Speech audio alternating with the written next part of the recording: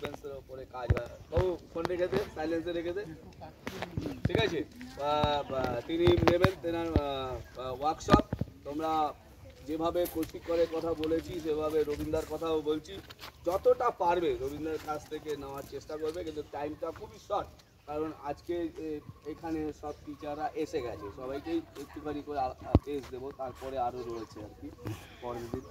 ফলে রবীন্দ্রার কাছ থেকে তোমরা যতটা পারবে, রবীন্দ্র টোটাল টাইম মুভমেন্টসের ওপরে যাবে, ঠিক আছে?